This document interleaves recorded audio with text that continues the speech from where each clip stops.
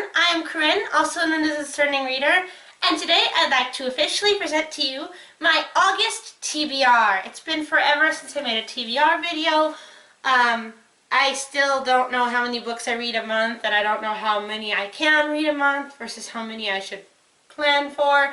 Back in my last TBR video, way back in like October I think it was, I mentioned that I was going to do seasonal TBRs. No. That actually does not work for me. I thought it would work for me, but it does not. So, monthly TBRs, just like the rest of BookTube does. I have picked out 10 books for this month that I would like to read. As some of you may or may not know, I am a big fan of tarot. So what I have done is I have used tarot cards to pick out my TBR. So what I did was I chose 10 major arcana cards and matched them up with 10 books on my TBR shelf. And I'm going to read these 10 books during August. Card 0 in the tarot deck is the Fool.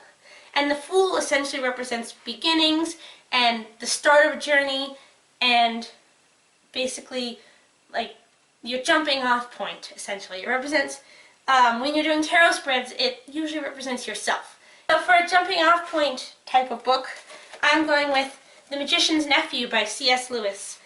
This is the first book, technically, in the Chronicles of Narnia series. It's essentially, I believe it's how Narnia started. Yeah, so this book essentially talks about how Narnia started and how Aslan came to be, and I thought it was just a perfect representation of the Fool, because it represents the start of this incredible world and incredible magic and incredible book series. So card number 1 in the tarot deck is the Magician, and it represents power and cunning and confidence and the possibility of something. It basically represents magic and the potential for magic. So for this card I have chosen a book that's kind of magical, not as magical as Chronicles of Narnia, but Blood Ninja by Nick Lake. This is a weird book. I don't know how to describe it very well, but according to the back of the book, the main character trains to become a ninja, and he has potential to be a ninja, and he's got this like amazing fate. I have no idea what it is, but it looks interesting, and I'm reading as part of my Year of Asian Stories challenge, which I will link that blog post down below. It's basically a year of I'm trying to read and absorb as many Asian-based stories as possible. So card number 2 in the tarot deck is the High Priestess, and she represents secrets and knowledge and mystery. And so for her card, I have chosen Spinning Silver by Naomi Novik. Now, many of you probably know my feelings on Uprooted by Naomi Novik. I didn't like it. I gave it 2 stars. I DNF'd it. It was literally the first book I threw against the wall in rage. So this wasn't technically on my radar for any sort of like reading or whatever, but I mean, look at this cover. It's pretty. My dad got it for me for my birthday. So I've been eyeing this one for a while, and actually reviews on this, I've looked at some reviews, and people actually have said, like, I didn't like Uprooted, so I didn't know if I was going to like this one, but I like this one. This is apparently a Rumpelstiltskin retelling. Essentially, the base of the book is that there's this huge secret that everyone's keeping from her. So that's why I chose this book as a match for the High Priestess. It's really pretty, and I'm really looking forward to getting to it. Book number 3 in the tarot is the Empress. This card represents patience and nurturing, and she's basically the mother card. She represents nurturing and abundance. But I kind of took this card at a more literal meaning when choosing this book, and I went for something that's been on my radar for quite a while that I really have been wanting to read, and that is To Court a Queen by H.L. Burke. Now, this is an indie book. It's basically a guy who gets kidnapped by a fairy queen, and then she sets challenges for him to prove that he's an ideal consort for her. I'm reading the first few pages, and it kind of reminds me of the Hunger Games, actually. Everyone knows that I love Burke's writing. I have read multiple of her books. I love her. She's one of my favorite authors, and I'm really looking forward to getting to this one.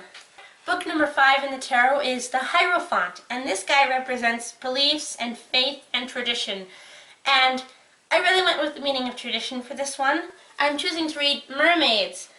This isn't nonfiction, technically. This is a reference. It's a collection of different mermaid legends from around the world. It's really interesting. It will allow me to observe the tradition of mermaids to go along with the Hierophant.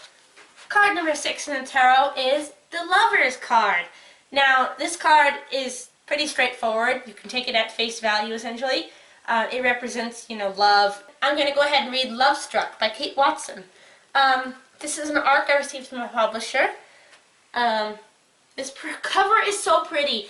You guys, I have, purple covers are my favorite color of cover. So if you are releasing a book and you want me to review it on my channel or whatever, make the cover purple. That will guarantee that I will read it. I tend to read books with purple covers more.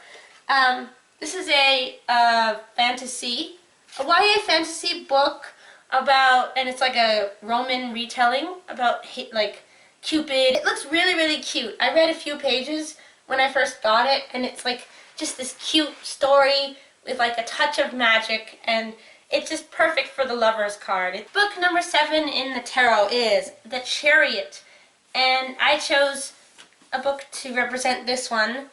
This one's been on the radar for a while. Dragon Rider by Cornelia. I don't know how to pronounce her name. Still don't know how to pronounce her name. I'm gonna go look up how to pronounce her name. Funke. Okay.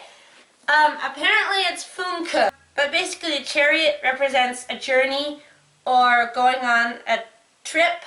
And Dragon Rider is a book about dragons who go on a journey to find a new home.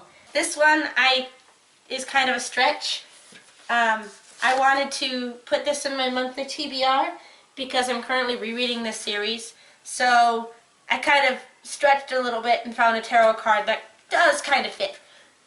So our 13th tarot card in the tarot deck is Death, and it represents what you think it does, but it's not as bad as it sounds. But less of a literal sense, the card also represents transition and rebirth. And so I kind of went with that theme a little bit, and I picked Harry Potter and the Goblet of Fire. Voldemort gets reborn in this book, so that's why I went with Rebirth and Harry Potter. Number 16 in the tarot deck, I'm sorry about that. The Tower. The Tower essentially represents a revelation of some kind, or new information of some sort that essentially changes your view on things.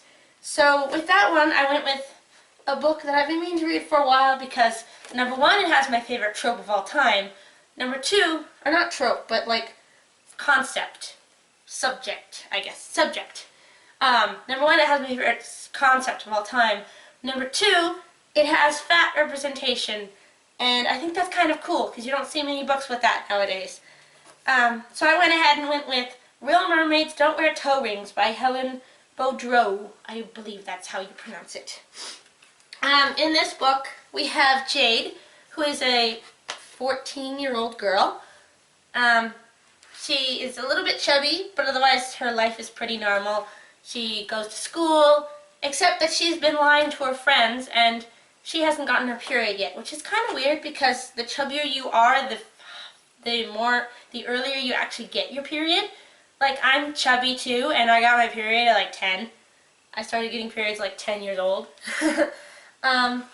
So that doesn't really make sense, but other than that, it looks pretty interesting. And then one day, she goes to take a bath, and she finds out that she's a mermaid. And so that's kind of the revelation that happens that goes along with the Tower. Is she's a mermaid, and now her whole world comes crashing down on her. So I felt like that really fit. I've been wanting to read this one for a while. I picked it up for $1 at a used bookstore somewhere, so I'm really excited to get to this one.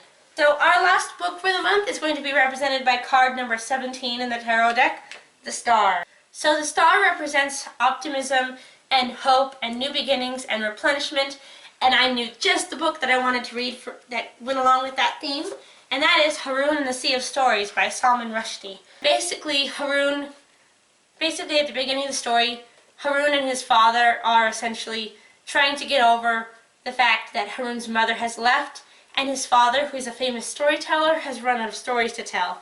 So, over the course of the story, Haroon's father replenishes his storytelling abilities, and they discover new, like, life and stuff, and learn how to get along without the Soraya, who is Haroon's mother and the wife of Haroon's father. So this is my TBR for the month. 10 books. I actually did the calculations, and the total number of all 10 of these books equals something like 3,000 pages or something like that. I did the division, and I'd have to read more than 100 pages a day to finish all these books, but challenge accepted. I'm going to read all these books this month, or at least try to. Alright, thank you very much for watching. That was my TBR for the month of August. Please look forward to updates via reading vlogs and reviews. Leave a comment down below telling me one book from this month's TBR that you're really excited to hear my thoughts on, and I will try and prioritize that book. Also leave a comment down below if you have read and enjoyed any of these books. I would like to know. Hit that like button down below to support my video. Make sure to subscribe to my channel so you don't miss any new uploads, and hit the notification bell to join the notification squad for my channel. Thank you very much for watching. Please look forward to the next video, and I hope to see you then. Bye!